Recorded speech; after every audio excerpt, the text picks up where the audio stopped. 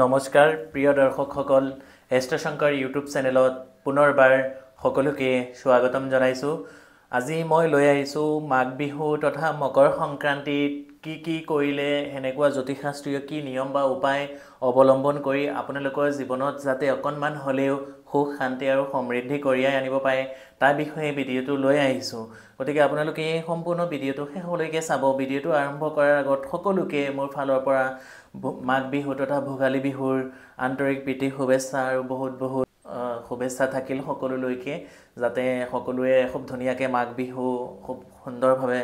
পালন কৰে আৰু লগতে এই জ্যোতিষশাস্ত্ৰীয় উপায়সমূহ যদি আপোনালোকে অৱলম্বন কৰিব পাৰে বা মানিব পাৰে সেই মাঘ বিহুৰ দিনা অৰ্থাৎ মকৰ সংক্ৰান্তিৰ দিনা, তেতিয়াহ'লে আপোনালোকৰ জীৱনত নিগেটিভিটিখিনি নাইকিয়া হৈ পজিটিভিটি অকণমান হ'লেও আপোনালোকৰ জীৱন বা আপোনালোকৰ ঘৰখনত অকণমান হ'লেও আহিব। তাৰ বিষয়ে মই গুৰুত্ব সহকাৰে দায়িত্ব লৈ আপোনালোকক কথা দিব পাৰোঁ। যদিহে আমি দিয়া বা মই দিয়া এই উপায়সমূহ বা জ্যোতিষশাস্ত্ৰীয় উপায়সমূহ যদি আপোনালোকে সেইদিনা ফ'ল' কৰিব পাৰে বা এইখিনি টিপছখিনি যদি আপোনালোকে মানিব পাৰে, তেতিয়াহ'লে অকণমান হ'লেও আপোনালোকৰ জীৱনত মানে পৰিৱৰ্তন হ'ব বা উন্নতি হ'ব। ভিডিঅ'টো আৰম্ভ কৰাৰ আগতে সৰু এটা অনুৰোধ সকলোলৈকে মোৰ ফালৰ পৰা, যদিহে মোৰ বা আমাৰ এষ্ট্ৰশংকৰ ইউটিউব চেনেলটো আৰু ফেচবুক পেজটো আপোনালোকৰ ভাল লাগে, অনুগ্ৰহ কৰি আপোনালোকে ছাবস্ক্ৰাইব কৰিব, লাইক কৰিব, কমেণ্টছ কৰিব, লগৰ সকলোলৈকে আমাৰ ভিডিঅ'সমূহ আপোনালোকে যিমান পাৰে বেছিকৈ শ্বেয়াৰ কৰিব। মাঘ বিহু তথা মকৰ সংক্ৰান্তি, চাওক সংক্ৰান্তি বুলি কোৱাৰ লগে লগে প্ৰত্যেক মাহতে এটা সংক্ৰান্তি থাকে যিদিনা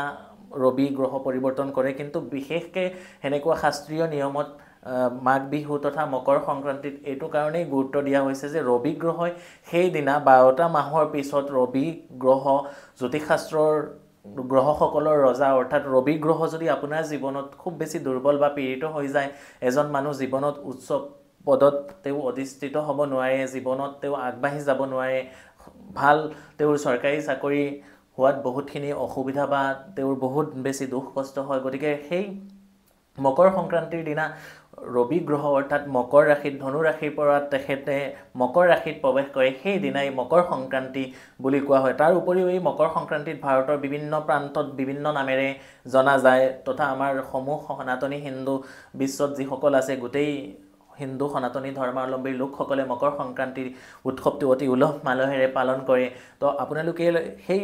যে ৰবি গ্ৰহই ৰাশি পৰিৱৰ্তন কৰিব, সেই ৰাশি পৰিৱৰ্তনৰ লগতে আপোনালোকে সেইদিনা আপোনালোকে কি কৰিব লাগিব, কি কৰিলে আপোনালোকৰ জীৱনত, চাওক ৰবি গ্ৰহ যদি দুৰ্বল হৈ থাকে, আপোনালোকৰ প্ৰথমতে চৰকাৰী চাকৰি নহয়, যিকোনো চাকৰি বা যিকোনো কৰ্মক্ষেত্ৰত আপোনালোকে বহুত বেছি বাধাৰ সন্মুখীন হ'বলগীয়া হয়, আপোনালোকে যিকোনো কামত ছাকচেছ হ'ব নোৱাৰে। গতিকে সেইদিনা ৰবি গ্ৰহৰ আৰু মঙলৰ কেইটামান টিপছ বিশেষ মই দিম, গতিকে আপোনালোকে খুব ধুনীয়াকৈ বুজি শুনি কামখিনি কৰিব। প্ৰথমতে সেইদিনা অৰ্থাৎ মানে 14 জানুৱাৰী খুব সোনকালে আপোনালোকে ৰাতিপুৱা টোপনিৰ পৰা উঠিব লাগিব। উঠি পেলাই আপোনালোকে গা পা ধুই পেলাই এটা তামৰ পাত্ৰ বা তামৰ সেনেকৈ ঘট হওক বা যি হওক আপোনালোকে তামৰ এটা পাত্ৰ ল'ব লাগিব।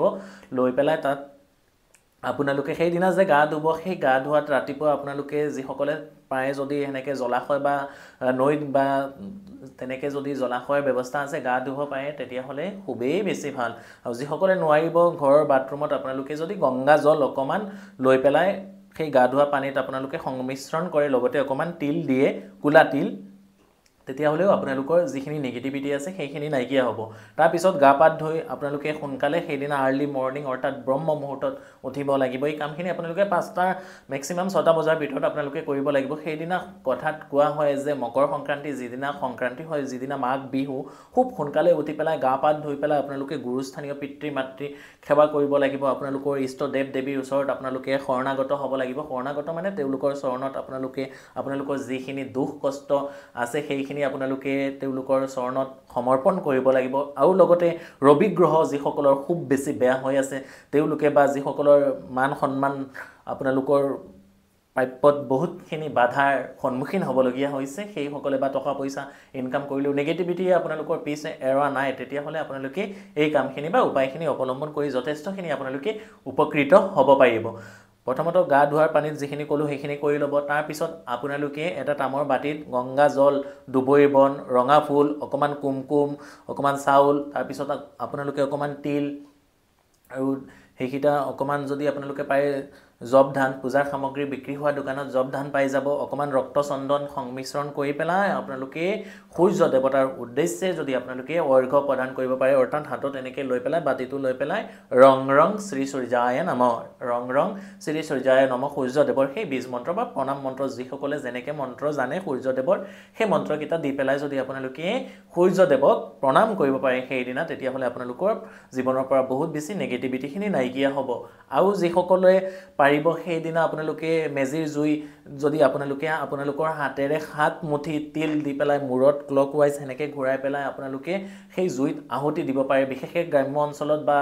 ৰুৰেল এৰিয়াত যিসকল আছে তেওঁলোকে মেজি পাই যাব বা চহৰত বা চিটিতো অকমান অসুবিধা হয় অকমান খেৰ বা মেজি আকাৰে ব্যৱস্থা কৰি যদি আপোনালোকে সেই কামখিনি আহুতি দিব পাৰে আপোনালোকৰ শত্ৰু আপদ বিপদ যিখিনি নেগেটিভিটি আছে আপোনালোকৰ জীৱনত তাৰ পৰা আপোনালোকে বহুতখিনি পৰিত্ৰাণ পাব পাৰিব আৰু সেই দিনা মকৰ সংক্ৰান্তিৰ দিনা আপোনালোকে কপাৰ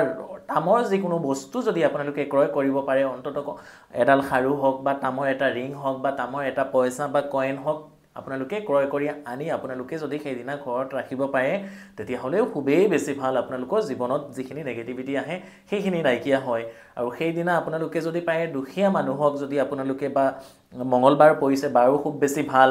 এইবাৰ মকৰ সংক্ৰান্তি বা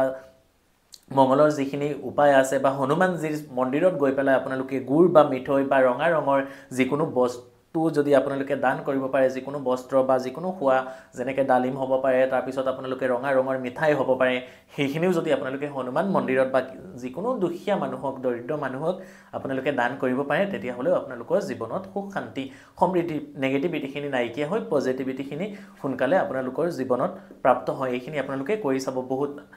সোনকালে আপোনালোকে পজিটিভ ৰিজাল্ট ইয়াৰ পৰা পাব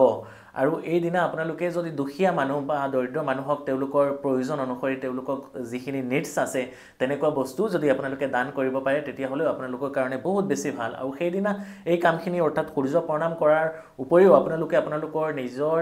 ঘৰৰ তুলসী গছৰ গুৰিটো যদি আপোনালোকে 5 গছি নহলে আপোনালোকে 9 গছি ঘিউ চাকি আপোনালোকে জ্বলাব পাৰে তেতিয়াহ'লে আপোনালোকৰ কাৰণে বা আপোনালোকৰ ঘৰখনৰ কাৰণে খুব বেছি ভাল আৰু দুই এটা কথা জনাম এইখিনিতে মানে আপোনালোকে বহুতে মোৰ লগত বা আমাৰ লগত যোগাযোগ কৰিব খোজে মোক ক'ত কেনেকৈ কিদৰে যোগাযোগ কৰিব পাৰিব মোক গুৱাহাটীৰ চেম্বাৰ আছে আপোনালোকে পাই যাব আৰু নগাঁওখন আমাৰ নিজৰ চেম্বাৰ নগাঁওৰ কঠিয়াতলিৰ চাৰিআলি একেবাৰে 4 লাইনৰ লগতেই মেইন ৰোডৰ লগতেই আমাৰ ৰামকৃষ্ণ জেমছ এণ্ড জুৱেলাৰী আছে অতি কম সময়ত যদি ভাবে মোক দেখুৱাম তেতিয়াহ'লে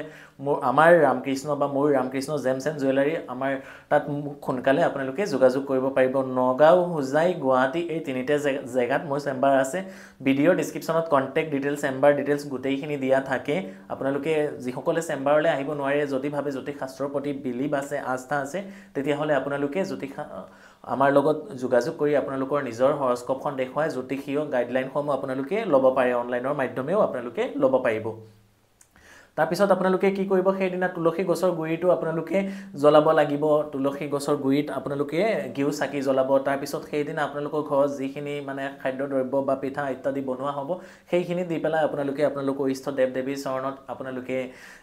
পূজা পাঠ ইত্যাদি কৰিব বা যিসকলে পাৰিব সেইদিনা যদি অকমান মানে তেনেকৈ